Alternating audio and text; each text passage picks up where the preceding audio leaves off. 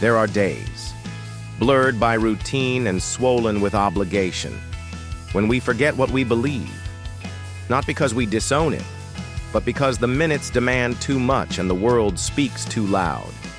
We mean to live by principle, but we spill coffee, miss deadlines, scroll endlessly, snap impatiently. And in these scattered moments, we drift, not away from belief, but out of its rhythm.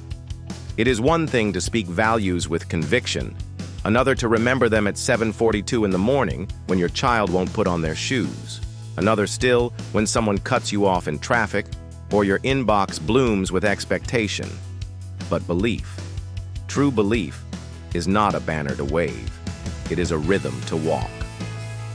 Imagine Leo, a school janitor with a worn gait and a quiet face. No sermon ever passed his lips, no speech on morality, no signpost of philosophy hung upon his wall. And yet, every morning he arrived early, swept the steps before children came, mended what broke without complaint, and offered a kind word to every name he knew. One day a student asked, "Why are you always kind?" Leo only smiled.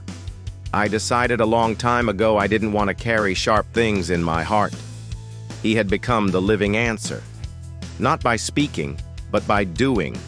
Not by grand gestures, but by steady fidelity to his chosen way. He lived his values not as performance, but as presence.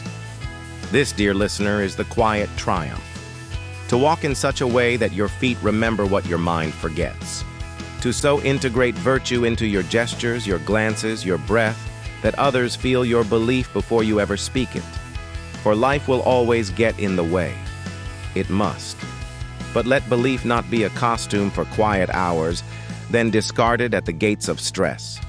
Let it be stitched into your habits, your tone, your step.